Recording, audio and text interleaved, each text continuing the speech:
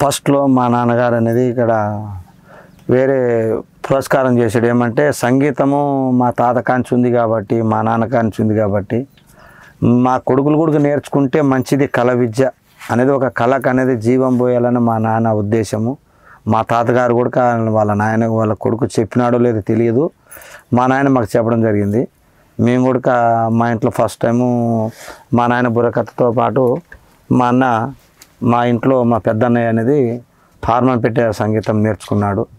ఆయన ఒక గురుబోధ కూడా తీసుకున్నాడు. భజనలు ఇలాగ ప్రోగ్రాంలు కొన్నిట్లో వాయించడం, బ్రహ్మగారి నాటకాలకు వాయించడం కానీ ఈ అన్ని రకాలకు ఆయన ఫీలింగ్ జరుగుతూనే ఉంది. నెక్స్ట్ ఏంటంటే అరే చిన్నోడు కూడా కళ విద్య అంటే కొద్ది కోరుకున్నట్టు నేర్పియాలరా అని చెప్పి మా నాయన అన్నాక మా అన్న నేర్పిద్దామని, నాకు ఫస్ట్ గురువు మా అన్న, ఎవరు కాదు మా అన్న. ఆయననే సంగీతం నేర్పించడం కానీ తనకు వచ్చిన రాగాలు వాయించడం. మహాదేవుడు ఐజా, ఇక్కడే లోకల్ ఐజా, ఉత్తనూరు రోడ్డు, ఇక్కడ పోలీస్ స్టేషన్ దగ్గర, కొత్త పోలీస్ స్టేషన్ దగ్గర మా ఇల్లు. మేము అన్నదమ్ములు మా ముగ్గురము. మా అమ్మ మా నాన్న చనిపోయినారు. ఇప్పుడు అన్నయ్యలు ఉన్నారు. మా పెద్ద అన్న అనేది ఈ ఒక విద్యకు అనేది ఆయననే మొదలు నాకు నేర్పించడం జరిగింది. నేర్చుకున్న తర్వాత కొంతవరకు కొన్ని పాటలకి, కొన్ని భజన పాటలకు కానీ తన వాళ్ళు కొన్ని పాడుతుంటే కూడా నేను కొన్ని రాగాలు సంగీతం నేర్చుకున్నాక కొన్ని ఆరోహణలు కూడా తెలుసుకున్న తర్వాత నాకేమైందంటే నాకు ఒక లైక్ అనేది దాని మీద అలాగా ఫాలో అయిందనమాట. ఇది బాగుంది వాయిస్తుంటే నాకు కూడా వస్తుంది, నేను కూడా పాడగలుగుతున్నాను ఒక ఉద్దేశంతో నాకు అదొక పిచ్చిగా తయారైపోయింది. ఇంకా మనిషికైనా ఒక సంగీతం అనేది అనేది గుంజింది నాకు. అట్లా దాన్ని వాయించుకుంటా ఇక్కడ గొర్రెలు మేకలు మాకు ఉండేటప్పుడు మా నాన్న ఉన్నప్పుడు గొర్రెలు ఆవులు మేపుకుంటూనే సాయంత్రం రావాలి, హార్మోన్ పెట్టి మీద వాయించాలి. మా ఆయనకు దగ్గరున్న బెత్తం కర్ర తీసుకొని కూర్చునేవాడు గురువుగా. చెప్పిన ఏదైనా తప్పుపోతే అల మీద కొట్టేది. అట్లాగా దెబ్బలు తినుకుంటా నేర్చుకున్నా. రెండోది దానికి కొట్టిన తర్వాత బాధపడారే నీ విద్య నేర్చుకుంటా నువ్వు బాగుపడతావు తప్ప ఎవరు కావాలని నేను కొట్టలేదని చెప్పి మా అన్న మళ్ళీ నన్ను మంచి చేసుకునేవాడు. ఫస్ట్లో బాధ అనిపించేది కొట్టినప్పుడు, ఎందుకు నాకు చెప్పడం సరిపోద్ది కానీ కొడుతున్నాడు కదా అంటే తప్పు పోయినప్పుడల్లా తనకి అపశృతి పడినప్పుడు ఇప్పుడు కనపడుతుంది మాకు బాధ. అంటే నేర్చుకున్నవాడికి అపశృతి జరిగితే చాలా బాధ ఉంటుంది అనమాట, దెబ్బ కొట్టిన దానికన్నా ఎక్కువ అవుతుంది. అట్లాగా నేను తప్పు పోయినప్పుడల్లా తనకి ఎంతో బాధాకరంగా కనపడుతుంది మనసుకి. వీడు కరెక్ట్గా వస్తే నాకు కూడా సంతోషం అనే ఒక ఉద్దేశంతో కొట్టిండోడు మా అన్న అప్పుడు కొట్టినాడు. ఎందుకంటే ప్లస్ ఇప్పుడు నాకు అంత నేర్చుకున్నా కానీ అర్థమైంది కాబట్టి చెప్పగలుగుతున్నా అన్నమాట. ఇప్పుడు నాకు కాడ కూడా కొంతమంది అపశృతులు పాడి తప్పుగా పాడితే ఎట్లా ఉంటుంది అంటే చాలా బాధ అనిపిస్తుంది. ఆయన కూడా కట్టే కావచ్చు అట్టా కొట్టి కూడా నేర్పించినాడు. ఆ విద్య నేర్చుకున్నాను. నాకు ఫస్ట్ టైం ఏంటంటే 15 సంవత్సరాల నుంచి నాకు రన్నింగ్, అంటే 10 ఏళ్ళ నుంచే స్టార్టింగ్ వాయించడం మొదలు పెట్టించినాడు. 15 సంవత్సరాలు నాకు అయిన తర్వాత నేను పాటలకు వాయిస్తున్నా, భజనలు కూడా వాయిస్తున్నా. హార్మోన్ పెట్టే ఫుల్గా రప్పంటప్పంగా వాయిస్తున్నా. కాకపోతే పెద్ద వాళ్ళ దాంట్లోకి వెళ్ళలేదు ఇంకా. అంటే పెద్ద పోటీలు కానీ ఇంకా పౌరానికి వెళ్ళే కానీ ఇలాంటి దాంట్లోకి పోలేదు. చిన్నవి అన్ని రకాల భజనలకు వాయిస్తున్నా. మా అన్న ఏంటంటే ఇట్లా కాదని చెప్పి చిన్నగా అట్ట నేర్పించడంలో అటు గుంటూరు, విశాఖపట్నం, తెనాలి ఎన్నెన్నో ప్రాంతాలకి, కర్ణాటకే కావచ్చు, ఇక్కడ తెలంగాణ, ఆంధ్ర కావచ్చు, అన్ని దిక్కులో మా అన్న ఎమ్మడి తీసుకెళ్ళటము. కొన్ని ప్రోగ్రాంలు, కొన్ని భజనలకు కానీ, కొన్ని డ్రామాలకు కానీ తన వాయించిన తర్వాత నాకు కూడా గొప్ప చెప్పేది, నేను వాయించేది. ఇట్లా అన్ని విధాలుగా మెదడంలో ఒక ఏరియాలో ఒక టైపులో పాడతారు, ఒక ఏరియాలో ఒక టైపులో పాడతారు. అవి భాష భావనలు కానీ మరి రాగమంతా ఒకటే. అది హిందీ దేశం కావచ్చు, తెలంగాణ కావచ్చు, ఆంధ్రే కావచ్చు, మన నడిగడ్డే కావచ్చు, కర్ణాటకే కావచ్చు, రాగం ఒకటే రాగం కానీ దాని బాణీలు వేరే మార్చి పాడతారు. దాని స్టైల్ కూడా కొంతమంది వేరే పాడతారు. అన్ని భావాలు కూడా నేర్చుకున్నాను నేను. అన్ని పద్ధతులు ఎక్కడ పోతే ఏ విధంగా పాడతారు. ఆ రాగాన్ని అదే రాగం ఒక స్టైల్ మార్చుకుంటారు అనమాట. కళాకారుడు టాలెంట్ అదనమాట, ఆయన వాయించిన ఒక టాలెంట్ బట్టి. ఆ విధంగా నేను అన్ని టెక్నిక్లు దాంట్లో మెదగటము, నేర్చుకోవటం, వాయించడము, అటువంటి అక్కడ వాయించడం, ఇక్కడ వాయించడం, అన్ని విధాలు అనేది సముద్రం చుట్టుగా అందరిగా లైన్లో తిరిగి వచ్చేపాటికి నాకు 15 ఏళ్ళకు వయసు నుంచి నేను వాయించడం మొదలు పెడితే 18 ఏళ్ళలో నా పెళ్ళయింది. 20 ఏళ్ళకు పాప పుట్టింది.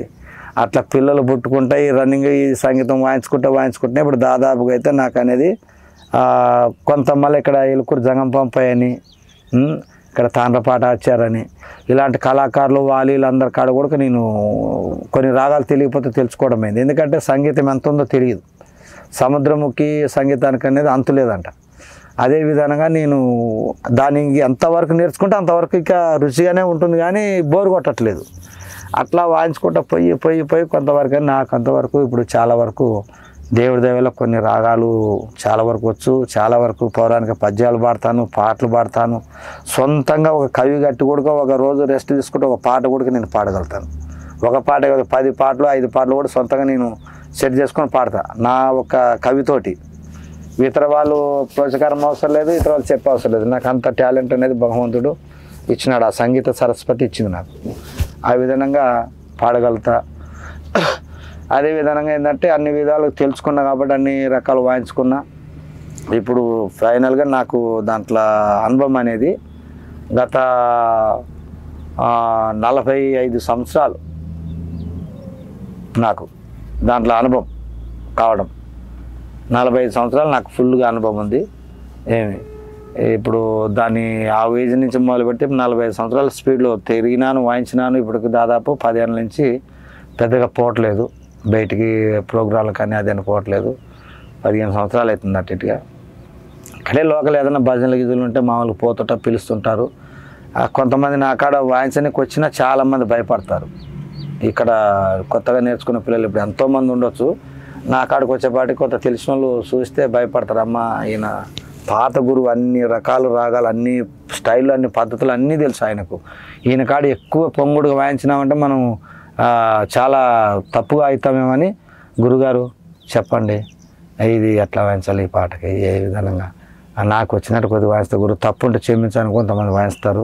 కొంతమంది పొరపాటు పోతే వాళ్ళ ముందర జనం ముందర ఏమనను, తీసుకొని ఆ బాక్స్ తీసుకొని ఆలాపన చేసి ఆ రాగం అనేది వాయించి ఆ స్టైల్ వాయించి చూపిస్తా. ఈ రన్నింగ్లు బాగుంటా వాయించుకుంటారు. లేదు గురువు నీ చేతిలో వాయిద్యం బాగుంటుంది, నువ్వు బాగా నైస్గా వాయిస్తున్నావు, నువ్వే వాయించు, మేము పాడతాం పక్కన కోరస్ కావచ్చు, మామూలు పాట రూపంగా పాడతామంటే కూడా నేను అట్లా పాడి కూడా వాళ్ళ నాయముడు కూడా పాడతారు. అట్లా ఫేమర్ చేసుకొని వస్తాం. పోయిన కాడ అనేది ప్రోగ్రామ్ అనేది ఫెయిల్ కాకుండా నలుగురికి మంచిగా సంతోషంగా అనిపించేలాగా పాడొస్తాం. ఈ విధంగా జరిగింది. ఇప్పుడు 15 సంవత్సరాలు అవుతుంది పోక, ఎక్కడ ప్రోగ్రాంలకే కావచ్చు, భజనలకే కావచ్చు పెద్దగా పోవట్లేదు. ఎప్పుడోసారి ఇట్లే పండగలు లేకపోతే ఏదన్నా దేవస్థానంలో భజన పెట్టుకున్నా రా అన్నా అని ఎప్పుడన్నా పిలిస్తే పోతా, లేకపోతే లేదు. ఇంక ఈ అంతా అయిపోయింది కదా. ఇక ఫ్యామిలీ, పిల్లలు, మనమంగులు, మనరాళ్ళు, ఇక మేక పిల్లలని, గొర్రెలు, ఈ మేకలని, ఈ ఇంటి సంసారం చూసుకోవడం, వీళ్ళ పరిస్థితి చూసుకోవడం. ఇట్లా నాకు చిన్నది ఇట్లా గ్యాస్ ఫెయిల్ రిపేర్ నేర్చుకున్నా మధ్యకాలంలో. గ్యాస్ ఫెయిల్, మిక్సీ గిన్నెలు, టేబుల్ ఫ్యాన్ గ్రైండ్ చేయడం, ఇటువంటి రిపేర్లు నేర్చుకున్నాను, మెకానిక్ పని. ఇంకా దాన్ని బండి వేసుకున్న అట్లా వ్యాపారం పోయేస్తా. పొద్దున పూట పోయి 11 గంటలకి అట్లా, ఒక టైం 1 గంట కూడా కావచ్చు. తెలిసిన వాళ్ళకి ఫోన్ నెంబర్లు బాగా చేసే కాడ ఏంటంటే నెంబర్లు తీసుకుంటారు, నమ్మకం అనిపించి ఫోన్ చేసి పిలిపించుకుంటారు. అట్లా రిపేర్లు చేసుకొని రావడం, ఏదో మనకు దొరికిన కాడికి వ్యాపారం డబ్బులు ఇంట్లోకి నడుపుకోవటం. ఇక నా భార్య ఉంటే కూలి పోతుంది, లేకపోతే మేకలు అమ్మడు పోవటం. నేను కూడా వ్యాపారం పోసిన తర్వాత ఇంత అన్నం తింటే ఒక్క తిరుగుతుంది కదా పాపం అని చెప్పి నేను కూడా పోయి మళ్ళీ మేకలు అమ్మడు ఆట ఇద్దరు మేపుకొని సాయంత్రం 5 గంటల 5:30కి ఇంటికి వచ్చేస్తాం. ఈ విధానంగా మా జీవనం జరుగుతుంది. ఇప్పటివరకు అయితే ఇన్ని బాధలు పడి కూడా కళాకారులు తిరిగాము, ఈ గడ్డను పుట్టినాము. మాకనేది నా ఫ్యామిలీకి అనేది సొంత చోటు కొనలేకపోయాను. నేను అంత భేదవాన్ని అయిపోయాను అనమాట. మొత్తానికి అప్పులయ్యి పిల్లలకు కొన్ని ఆపతులు బాధలు కలిగి ఆ డబ్బు సంపాదించుకుని డబ్బాల్లో పెట్టుకోవడం. దాంట్లో మా భార్య కూడా ఒకసారి 3 లక్షల రూపాయలు తేడా జరిగింది. అప్పట్లో ఆ డబ్బు అయితే ఇప్పటికి 4-5 ప్లాట్లు కొనుక్కొని ఇల్లు కట్టుకోవాలా. 20 సంవత్సరాల దగ్గర అవుతుంది. అప్పట్లో 3 లక్షలు పెట్టి ఆమెను బతికించుకున్నాను. నా దెబ్బతో నేను పైకి రాలేకపోయినా. మొత్తానికి ఇదే పేదరికం ఉంది, తెచ్చుకునాలా, తినాలా, బ్రతకాలా. ఇప్పటికి మాకు సొంత చోటు లేదు, సొంతంగా రేషన్ కార్డు కూడా లేదు మాకు. ఇప్పటికి రేషన్ కార్డు కూడా లేదు. అక్కడ ఆంధ్రలో ఒకప్పుడు వచ్చింది, వస్తే అది మేము అక్కడ వదిలేసి వచ్చినాం ఇక్కడికి. మా ఊర్లో వచ్చి మేము ఇప్పుడు సెటిల్ అయి ఉన్నాం కాబట్టి మాకేంటంటే ఓటర్ లిస్టు లేకుంటే ఓటర్ లిస్ట్ పెట్టుకున్నాం. అక్కడ ఉండేటివన్నీ ఇంకా పారేసాం పక్కకి. పాత ఓటర్ లిస్ట్ అక్కడ గుంటూరుది వచ్చినది, కానీ అక్కడ మాకు ఆంధ్రలో రేషన్ కార్డు వచ్చినది పక్కన పడేసినాము. అవి చెల్లవు అది, ఇక్కడ చెల్లవు. మేము అక్కడ పోయే పరిస్థితి లేదు. ఇక మా ఉన్న ఊర్లో మొన్న పెట్టుకున్నాను, ఓటర్ లిస్ట్ పెట్టుకుంటే ఇంకా రాలేదు. రేషన్ కార్డు పెట్టుకున్నాడు, సొంతంగా బియ్యం తెచ్చుకుని కూడా కొనుక్కునాలా, తినాలా.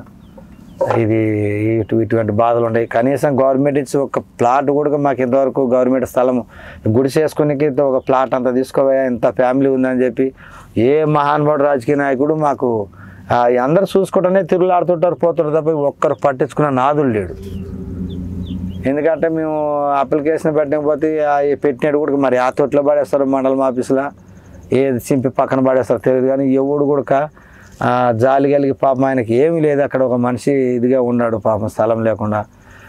వాళ్ళ రూమ్లలో మొత్తం అవన్నీ అప్పట్లో రూమ్లు వచ్చినట్టుండి కొంత స్థలం అందరికీ పట్టేసుకున్నారు. ఈ కొద్దిగా నాకనే స్థలం లేకుండా పోయింది. అట్లా ఏదో ఒక ప్లాట్ స్థలం అని మాకు చూపిస్తారంటే అది కూడా లేదు గవర్నమెంట్ నుంచి. నా ఓటర్ లిస్ట్ గత 25-30 అనేది నాకు పాత లిస్ట్ అట్టే ఉంది. నాకు ఓటర్ లిస్ట్ ఉంది, నా భార్యకి పిల్లలకే రాలేదు. రేషన్ కార్డు ఒకటి, ఓటర్ లిస్ట్ రాలేదు పిల్లలకి. ఈ స్థలం ప్రాబ్లం, స్థలం లేదు. ఈడ బెరకమంటే ఆడిపోవాలో, ఆడ బెరకమంటే ఆడిపోవాలో తెలియని పరిస్థితి.